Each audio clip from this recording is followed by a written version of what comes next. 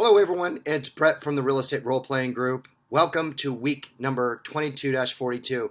Now, remember, there's only 52 weeks in a year, and we're on week number 42 in the year 2022. Here's the thing that I can share with you with absolute certainty. I've been in the business for 25 years. This happens every single year. We don't have the luxury. If we want to close things out before the end of the year, we don't have the luxury of generating leads and trying to cultivate that leads in the month of December.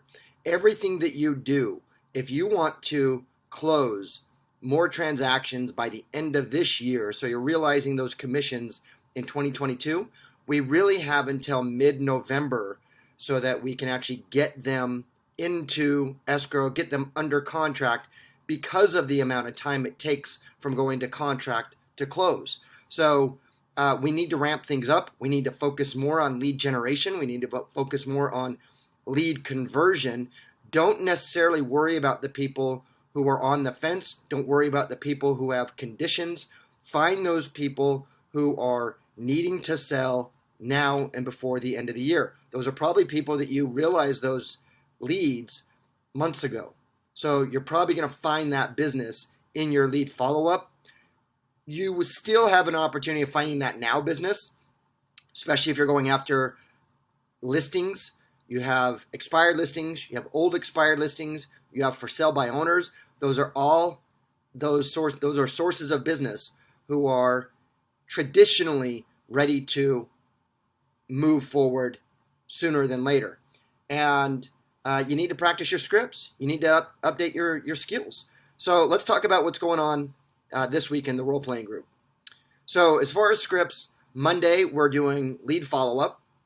Again, that is conversion. It's not lead generation. It's taking those leads that have come in and having a conversation with them about moving. You're going to get the objections of, look, interest rates are up. I don't want to buy. Look, interest rates, I want to hold off on selling to see what happens with this market. So you need to work on your skills on how to rebuttal those. And it's not necessarily to try to convince someone to do something that they don't want to do. What you're doing is posing a question, having a conversation, and helping them understand what's going on in the market and see if it aligns with what their goals are. For instance, what would happen if the market continues to shift and it causes you to lose tens of thousands of dollars in equity in your home? What would you do then? It's a great question to have. You need to do that in lead follow-up, and the only way that you're going to be able to get good at having that talk track is by practice. So that's lead follow-up on Monday. Sphere of influence, your center of influence, your past clients. These are people who know you, like you, trust you, know you're in real estate, have worked with you in the past. You're following up. You're staying top of mind. You should not just be making phone calls. You should have some sort of monthly deliverable that's going out to them to keep you top of mind. I promote having a physical newsletter that you send out to them each and every month. I also promote having a email that goes out to them multiple times a month, but it has to be something of value. But we're talking about scripts and having a conversation, staying top of mind. That's going to be on Tuesday. Wednesday, around just listed properties. We know that when a property lists, typically somebody in that immediate area, property owner, is also considering listing their property. These are people who own property, who live in your market area. Your major goal on there is just to reach out to them and find out if they have interest of selling, taking advantage of the hot market. Look, the market is shifting depending on where you're at in the United States. I had the luxury of speaking with real estate owners, brokerage owners, agents from across the country, actually globally. And I can tell you the market is shifting in every market. Some are more extreme than others. Some are showing up in the data a lot sooner, but make no mistakes, the rising in interest rates are causing a significant shift in most markets. You might be in a market that hasn't realized that as effective, and that's a talk track that you can have with these prospective sellers. If they want to wait until next year, literally, it could cost them tens of thousands, if not hundreds of thousands of dollars in their bottom line if they wait. We know what the situation is now. We know that we have a high probability of knowing that if they sell now, what they would net in the now market. Everything that's going to go forward, everything that's going into next year is pure speculation. No matter how much you believe that one thing is going to happen, we don't know what the future holds. And that's the question you need to pose them. You might be right, you might be wrong, but it could cost them tens of thousands of dollars in their net, in their bottom line. And what are they going to do then? So old expireds. Old expireds are people who tried to sell their home and for whatever reason took it off the market. A lot of times they're going to blame the other agent. A lot of times if they're going to meet with you, they're going to meet with additional, more than one agent. You know, the National Association of Realtors says that 77% of all sellers, they only meet with one agent before they sell their home, but that's their first go around. Once they go into an expired and every single real estate agent in your market starts reaching out to them, now they're going to probably interview more than one agent because they made that mistake the first time. You're going to have a price objection. You're going to have, what are you going to do different than other agents? What do you do to sell homes? What is your experience in your market? These are objections that are going to come up. These are questions that are going to come up. You need to make sure that you have your value proposition put together, and you need to practice those nuances, those rebuttals before you get onto the phone, because they're going to happen. Friday is going to be for sale by owner, very similar to the expired listings. A lot of people are reaching out to them. Look, the expired listings are going to try and sell it on their own for the first 30 days.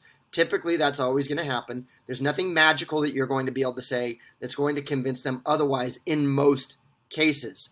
Your focus that I consult with and train on is to get in there and preview the property, have a face-to-face interaction with them. Don't be too hard on closing for the sale. They are listing for sale by owner because they think that they're going to save money. But use this opportunity to know that most of the competition is going to be harassing them for a listing. Come with value. Go and preview the property. Go and offer your assistance. But you have to practice that talk track.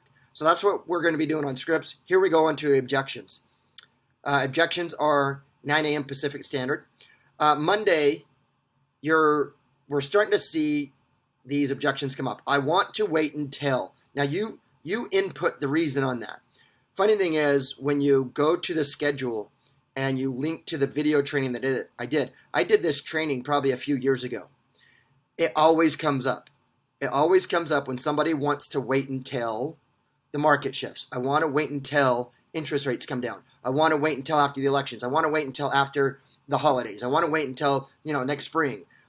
Now where it used to be, we want to wait until this COVID thing passes. So there's always going to be a reason for I want to wait until. And the video training that I link out to is going to help you tremendously. Be sure to watch that before you go into Monday's role playing.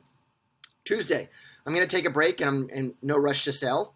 Kind of a big deal. Again, there's video training on that. Wednesday, what are you going to do different than any other agent? You should already know the answer to this. This comes down to your unique value proposition, your unique value statement. One of the things I always say is that when the consumer looks at you and they look at all the other real estate agents, if they don't see anything uniquely different, then they're just going to base what they're going to do, who they're going to work with on price. And that's where you get the price compression. What is it that makes you so awesome that they should choose you? And that's going to be what you need to practice in your talk track when you're with your partner. Thursday, if I sell my big house and downsize to buy the next one, I have to pay more money. The market is overpriced. I will stay in the same home. This comes down to whether they need to sell or want to sell. This comes down to whether it's a condition or not. So you need to ask more questions on that. We're going to be practicing that on Thursday. Be sure to watch that video. And then Friday, I don't want to sell my house since we can't find a replacement house. So there's going to be conditions coming up. There are people who have a 3%-ish interest rate on their home that they've lived in for 10 years, so they have a lot of equity into it. If they sell now with prices, in most markets, prices have not adjusted with the rise in interest rates.